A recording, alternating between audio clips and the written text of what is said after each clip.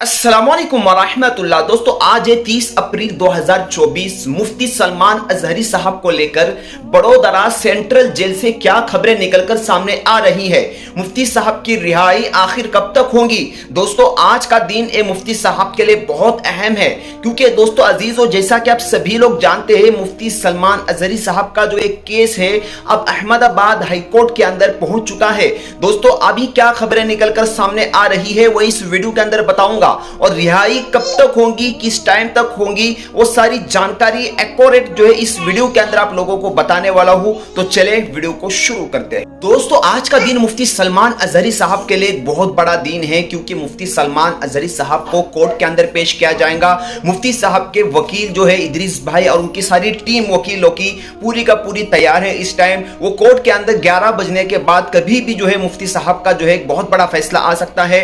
वकीलों की टीम के साथ मुफ्ती साहब जो है कोर्ट के अंदर पेश होंगे। कोर्ट के अंदर पेश होने के बाद मुफ्ती साहब के जो वकील है वो सारी बातों को सामने रखेंगे और ये बात को कहेंगे कि भाई जो ये पासा एक्ट मुफ्ती साहब पर लगा है, इस पासा एक्ट को हटाने की मांग की जाएगी। दोस्तों आपको याद होगा पासा एक्ट लगने पर 1 साल की जेल होती है। दोस्तों मुफ्ती साहब के वकील सारी बातों को सामने रखेंगे, फिर जज के हाथ में फैसला होगा कि मुफ्ती सलमान अजहरी साहब का क्या फैसला आता है। दोस्तों अभी आज जो है 11 बजने के बाद कभी भी जो है कोर्ट से एक बहुत बड़ी खबर निकल कर आ सकती है। दोस्तों सबके दिलों की धड़कनें तेज होती जा रही है। हिंदुस्तान का हर मुसलमान मर्द हो या औरत हो परेशान है। हजारों की तादाद में लोग कमेंट्स कर रहे हैं, मुफ्ती साहब के रिहाई की मांग कर रहे हैं। दोस्तों आज का दिन जो है एक बहुत अहम दिन हो सकता है। गुजरात अहमदाबाद हाईकोर्ट से यह खबर आ जाए हमारे कानों तक कि मुफ्ती सलमान अजहरी साहब को रिहाई मिल गई और मुफ्ती सलमान अजहरी साहब को छोड़ दिया गया। मेरी गुजरात सरकार भूपेंद्र पटेल साहब से भी अपील है कि मुफ्ती साहब हमारे धर्मगुरु है, उनको रिहा कर दिया जाए। दोस्तों मुफ्ती सलमान अजहरी साहब के लिए आप दुआ भी करें और कमेंट के अंदर आपको ये बात जरूर लिखनी है कि गुजरात सरकार भूपेंद्र पटेल साहब से हमारी अपील है कि मुफ्ती साहब को आज के आज रिहा कर दिया जाए। आप लोगों का जितने भी लोग ये वीडियो देख रहे हैं एक कमेंट जरूर आना चाहिए और एक बंदा 10 लोगों तक इस वीडियो को शेयर करे। दोस्तों अजीजों मुफ्ती सलमान अजहरी साहब वो हमारे कायद है, हमारे दिलों की धड़कन है। मुफ्ती सलमान अजहरी साहब सच्चे आशिक रसूल है। मुफ्ती साहब की वजह से जेल के कैदियों की जिंदगी बदली। दोस्तों मुफ्ती साहब जहां पर भी जाते थे वहां पर इनकलाब पैदा कर देते थे। मुफ्ती सलमान अजहरी साहब जो है नामूसे रिसालत सल्लल्लाहु अलैहि वसल्लम के लिए उन्होंने अपना सारा कुर्बान किया। तो दोस्तों आप सभी का जो है हमारा जो है वो हक बनता है मुफ्ती साहब के लिए दुआ की जाए। बाकी हमारे चैनल से जुड़े रहे, कोई भी न्यू अपडेट आता है सबसे पहले आप लोगों को हमारे चैनल पर मिलेगा। दोस्तों मुझे उम्मीद है कि आज मुफ्ती साहब के हक में फैसला आ जाए और बड़ोदरा सेंट्रल जेल से मुफ्ती सलमान अजहरी साहब को अपने घर मुंबई की तरफ रवाना कर दिया जाए। दोस्तों यह हमारी बात है। अब देखते हैं कोर्ट की क्या फैसला आता है। जज के लिए दुआ करें, जज के दिल में अल्लाह ताला रहम पैदा करे और गुजरात सरकार को आप टैग जरूर करें और कमेंट जरूर करें, ताकि दोस्तों अजीजों हमारी बात वहां तक पहुंच जाए और मुफ्ती सलमान अजहरी साहब के रिहाई के लिए आसानी का जो है रास्ता पैदा हो जाए। बाकी दोस्तों मंजूर खुदा है, अल्लाह की तरफ से जो फैसला आएगा हम उस पर राजी हैं। और दोस्तों मैं आपको बात बताऊं कि आप जो है अल्लाह के नबी सल्लल्लाहु ताला अलैहि वसल्लम के वसीले से और जितने भी हमारे बुजुर्गान दीन है उन सब के वसीलों से अल्लाह रब्बुल इज्जत के बारगाह में दुआ करें। इंशाअल्लाह आप में से कोई ऐसा नेक बंदा या बंदी जरूर होंगी, अल्लाह ताला उनकी दुआओं को शर्फ कबूलियत से नवाजेगा और हमारे और आपके कायद मुफ्ती सलमान अजहरी साहब को रिहाई मिलेंगी।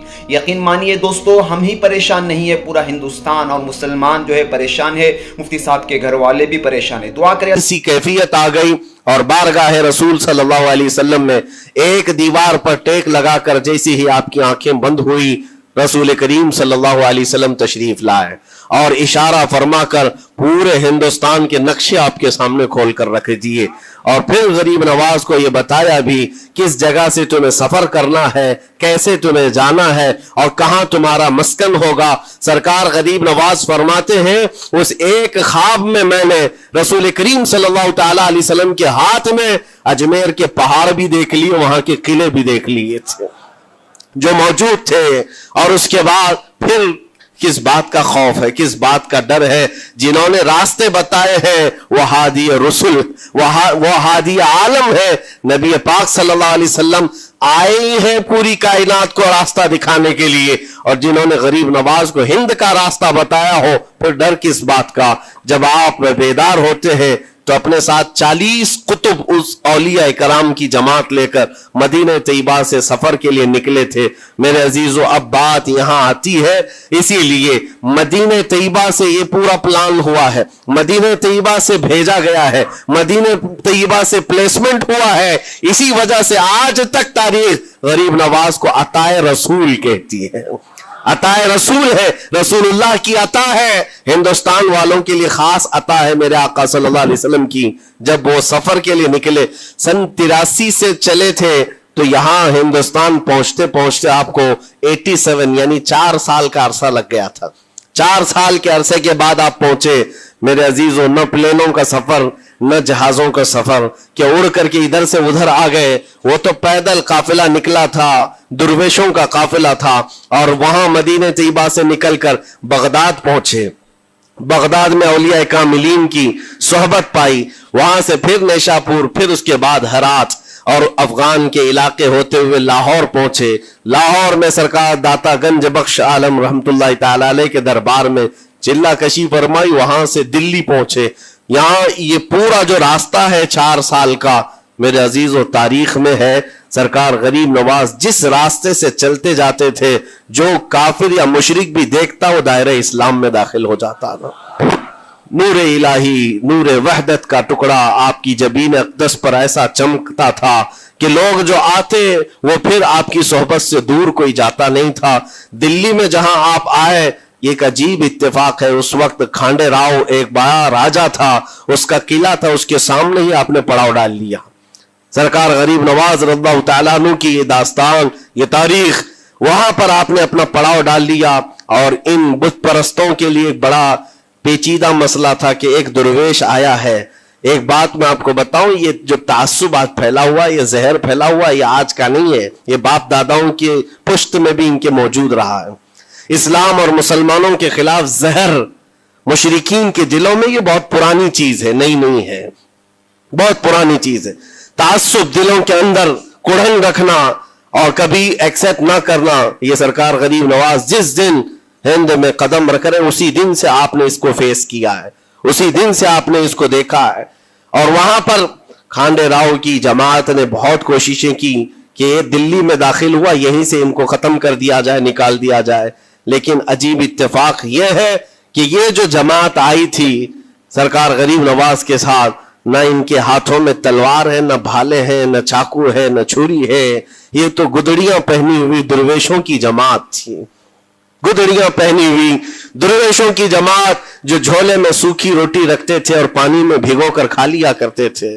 ان کے پاس نہ کوئی ہتھیار ہے، نہ کوئی سامان ہے، ہر سامان جنگ ہے، ان کو نکالا جائے تو کس بات سے نکالا جائے، ہمت بھی نہ ہوتی تھی۔ یہاں تک کہ جو آپ کو وہاں سے جانے کی بات کرنے کے لیے آتا تھا، تھوڑی دیر محفل میں بیٹھتا اور کھڑا رہتا اور کلمہ پڑھ کر